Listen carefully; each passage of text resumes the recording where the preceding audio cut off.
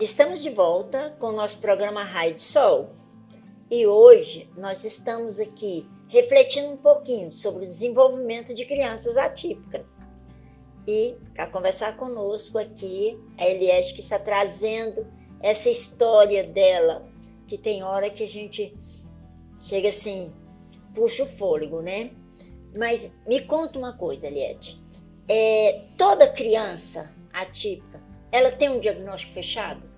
Sim, toda criança atípica ela tem um diagnóstico fechado, até porque os médicos estão ali para isso, para trazer um diagnóstico. Porém, o diagnóstico não é a certeza de que seu filho será aquilo que está escrito lá.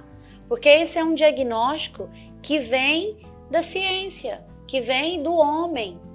E quando você vai para dentro da ciência do homem, existem limitações. Agora, quando você vai para Deus nada tem limite, para Deus tudo é possível. Então, o diagnóstico, ele não é um ponto final daquilo que o seu filho vai ser. Ele é apenas um ponto de partida para você saber como você vai ajudar essa criança a se desenvolver. Eu até li um livro de Napoleão Hill, que o filho de Napoleão Hill veio sem as orelhas, né? E o médico disse, ele não vai conseguir falar e nem ouvir. Porque ele não tem as orelhas, ele não tem o buraquinho aqui da orelha. Como é que ele vai ouvir? E Napoleão Hill fala isso. Eu não aceito o que a natureza me trouxe. Eu vou fazer com que isso fique melhor. E foi o filho de Napoleão Hill que criou os aparelhos auditivos. Porque ele aprendeu a escutar e a falar. Então, o diagnóstico, ele não é a definição do que seu filho vai ser. Ele é um ponto de partida. Para mim, ele foi um ponto de partida. Por onde eu ia começar a ajudar o meu filho no que ele precisa. E você falando aí, eu penso que não foi nem a questão só o seu filho. Ele está te dando condições para você estudar, pensar, refletir e também auxiliar outras pessoas. Porque você trabalha com mulheres, né? Trabalha com mulheres, palestrante, você trabalha com as mães. E isso está te dando forças, impulsionando a você seguir em frente, né? E que recado você passaria para uma mãe que recebeu o diagnóstico agora? Olha, o recado que eu passo para uma mãe que recebeu o diagnóstico agora é aceitar. Aceite o diagnóstico que o seu filho tem, mas não aceite que esse diagnóstico será para sempre, como ali está escrito. Você tem um chamado. Eu falo que mães especiais, de filhos especiais, ela tem um chamado especial. Mães de filhos atípicos, ela tem a oportunidade de se envolver. Quando você tiver o seu diagnóstico e você vê o que o seu filho tem, você vai ter uma oportunidade para se tornar alguém melhor. Você vai desenvolver-se melhor. Porque a partir do momento em que você pega um problema e faz de tudo para encontrar a solução, aquilo dali não é um problema. É só mais um pontapé para o chamado e para o propósito que você, mãe, tem. Sim. Eu deixo para cada um estar pensando aí, tá? Então, nós vamos seguindo. Na sua maneira de ver, hoje você estando com seu filho, né? O comportamento dele te comunica, como é que você consegue observar isso no seu filho? Importante, uma coisa que é muito importante, Maria Vani, que é sobre percepção. Nós mães, por si, de natureza, já temos percepção. Mas quando eu aguço a minha percepção no meu filho, isso melhora.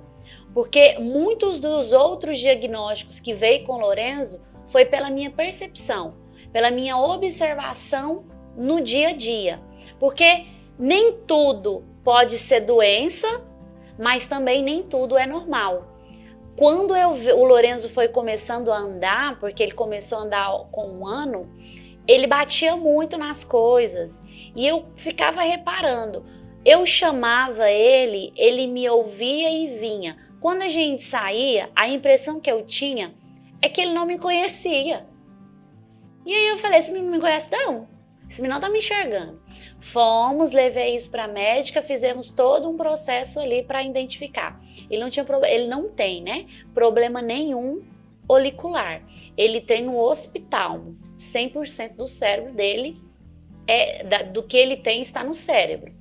Então ele teve uma deficiência no hospital que dificulta a transferência de imagem para chegar até no olho. Não é aí. Colocamos o óculos porque ele tinha uma hipermetropia muito alta, de 7.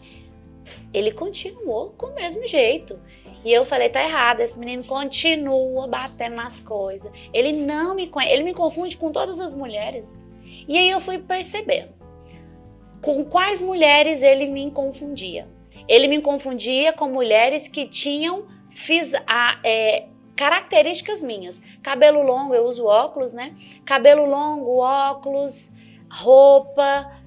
Eu fui passando a perceber. Levei isso para alguns médicos, eles não falaram nada, até que eu encontrei uma outra médica, neurologista, e ela disse assim, já sei o que é isso. Assiste o filme Rostos na Multidão e me diga, assiste esse filme. E aí lá nós descobrimos que ele tem propagnosia. Ele realmente não me identifica. Eu sou todas as mulheres, porque a propagnosia não deixa fazer os desenhos certos das coisas. Então tudo é igual. Ele nem se olha no espelho, porque ele todos os dias vê uma pessoa diferente. Então ele não se olha. A propagnosia faz isso. E foi por percepção. Quando a mãe aceita, faz aquele primeiro passinho de aceitar, ela começa a olhar para o seu filho de uma maneira diferente e com a percepção mais aguçada. E aí ela começa a ver que o menino não está andando direito, que o menino está demorando para falar. Ah, mas ele já tem uma microcefalia. Beleza, ele tem. Mas o que a gente pode fazer para melhorar mais? Para perceber isso? E aí é os pontinhos que a gente vai juntando e levando para o médico. Por isso que eu falo que o conhecimento ele é libertador. Porque hoje nós sentamos, eu sento junto com os médicos e a gente vai discutindo coisas que eu percebo e metodologias que eu criei para que aquilo melhorasse nele. Eu faço muito lá em casa, que é a criação de metodologias para ele. Porque cada criança é diferente. Existem os tratamentos que são padrões? Existe. Ele funciona? Funciona. Mas cada criança tem um comportamento, age de um jeito. E aí você pega aquilo que é padrão e adapta ao seu filho para ele ter uma melhor absorção daquele tratamento que foi dado para ele. Quando nós recebemos uma criança, nós começamos a desenvolver as atividades e aí nós vamos vendo, opa, ele foi por aqui. A gente observa, tá, o que nós podemos fazer mais? Você descreveu agora a questão direitinho, como que um terapeuta, como que um psicopedagogo, ele faz quando ele está atendendo uma criança deficiente, né? Porque ele vai observando até o passo que ele faz, como que ele faz, aí você vai elaborando e vai construindo. Então é isso que você está fazendo, tem um laboratório em casa. Sim, meu marido até fala isso, né? Nós somos hamster. Não, vocês não são hamster. Eu levo pra lá, ele fala, né? Porque eu gosto muito de análise, eu vou anotando comportamento e tal, pra ver o que tem que mudar, o que é. E aí ele brinca, nós somos hamster. Eu falei, vocês são hamster. Oi, gente, tá. Mas aí assim, além dessa de não estar reconhecendo, né? Tem algumas dificuldades assim na questão do se expressar, para ele estar colocando, se expressando, se comunicando com você. Como é que ele faz essa comunicação com você? Eu acho isso tão interessante, Maria Elvani, que mãe é maravilhoso, né? Mãe é uma coisa que Deus assim trouxe, que é incrível. Porque você tem conexão com o seu filho. E é tão interessante que você, quando é mãe, você consegue entender seu filho no olhar, se ele está bem, se ele não está, que acaba que você consegue ter essa comunicação.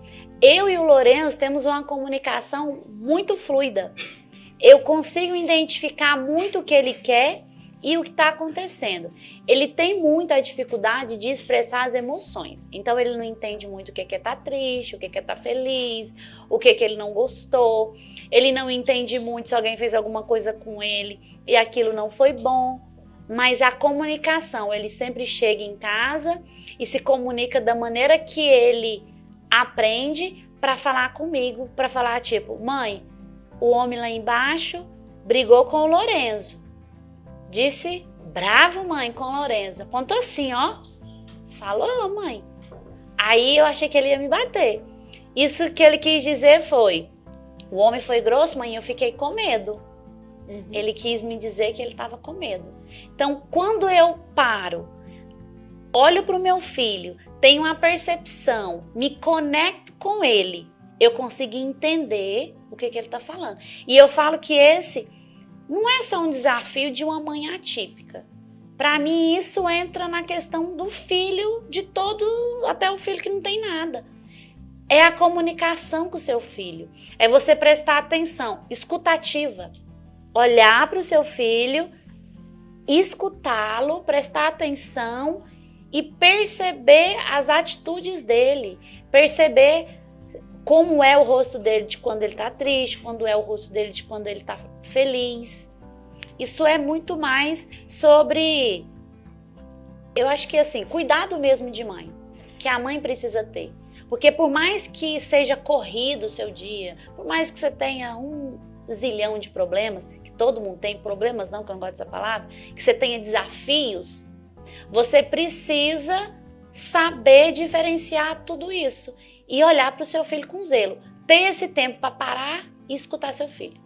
Porque às vezes nessa falta de escuta, passa muitas coisas despercebidas e a gente não vê o que nosso filho está precisando. Sim, você está falando aí e eu estou pensando aqui. Você tem o Lourenço e a Alice. E a Alice. Qual a idade dos dois? O Lourenço tem 9 e a Alice tem 11. Isso. E como é que você vê, como é que você faz no seu dia a dia essa questão de respeitar o tempo de desenvolvimento de um e do outro? Olha aí. É um trabalhinho, né? Eu não gosto de trabalhar com igualdade. Esse negócio, vamos tratar a filha tudo igual. Não tem como. Você vai tratar com equidade. O que aquele está precisando, você vai dar. E o que aquele está precisando, você vai dar. Então, eu sempre procuro falar para a Alice, mostrar para a Alice, converso muito com ela sobre a necessidade do Lourenço, o que ele precisa, o que ele tem, para que ela entenda e consiga acolhê-lo, que também não é uma obrigação dela como irmã, mas de acolhê-lo, de entender. E eu falo que isso todas as crianças.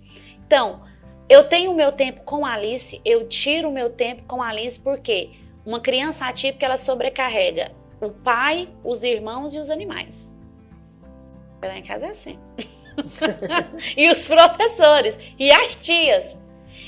E você precisa aprender a equilibrar todos esses momentos.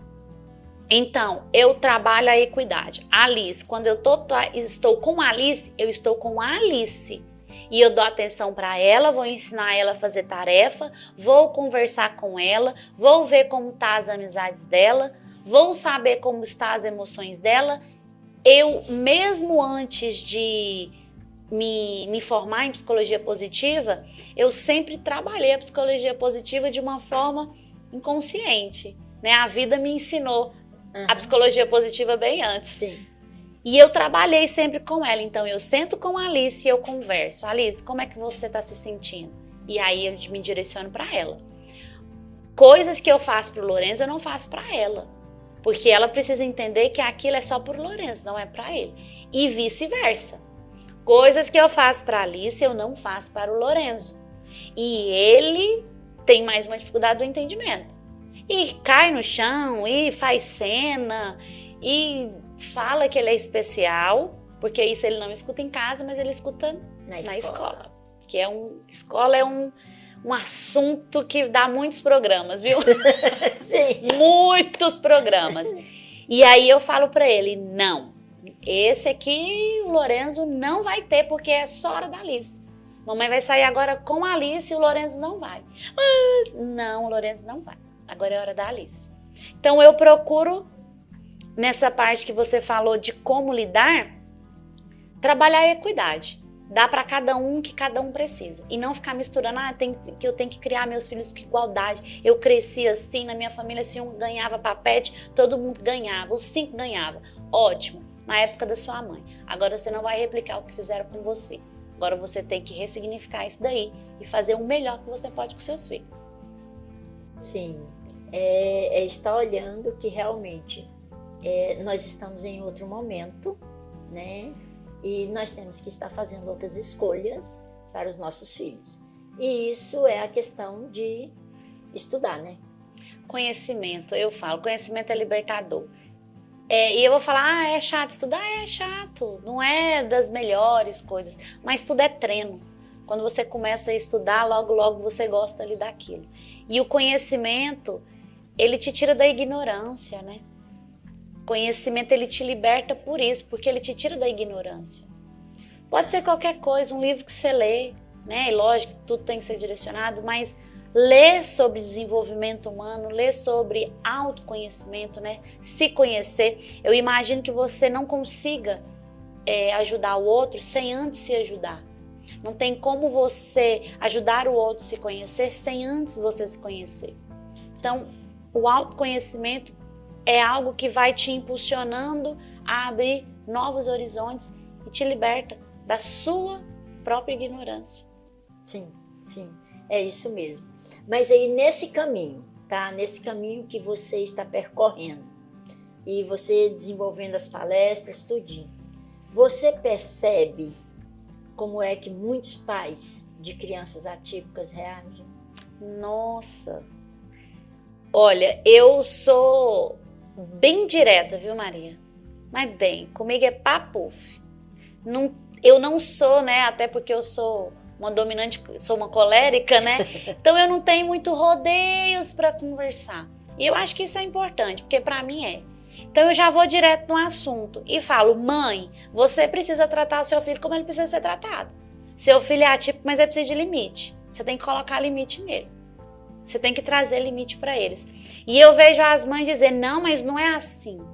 Eu não preciso fazer assim. Isso não é psicologia positiva. Que muita gente tem uma mente perturbada do que é a psicologia positiva. Psicologia positiva não é psicologia permissiva. É psicologia positiva. É a gente tratar de forma positiva os dois lados da emoção. Trabalhar as emoções positivamente. É isso que é psicologia positiva. Não é permitir tudo que seu filho quer. Então eu vejo resistência. E muitas mães saem com o nariz assim, ó, virado, porque não, eu não vou fazer isso com meu filho. Ah, quem disse que eu não aceito? Essa primeira reação já está mostrando que você não aceita. Uhum. Porque quando eu indago aquilo que foi me dito, significa que eu não estou aceitando. Então, algumas mães se colocam muito, e eu sou mãe, tá? Então, assim, não me levem a mal, mães, mas muitas mães se colocam como vítima. E elas são protagonistas, elas não são vítimas. E elas precisam ter muita força para fazer que os filhos dela evoluam e não dependam dela 100%. Porque a minha primeira coisa que eu pensei foi, eu não quero meu filho 100% dependente de mim. Eu quero que ele seja livre, que ele faça o que ele precisa fazer. Eu não quero ele agarrado em mim. Até se for para puxar uma cadeira de roda, ele vai aprender, se ele puder, a empurrar a cadeira dele. Então, eu preciso aceitar. A aceitação, ela é o ponto de partida para tudo. Porque quando você aceita, você vai ouvir uma palestra e você vai falar, eu vou absorver o que foi bom para mim e eu vou fazer isso daí. E não vai sair de nariz torto para palestrante porque falou a verdade para você não. Sim. Mas olha, a conversa está boa, mas nós vamos para um breve intervalo e logo, logo nós voltamos.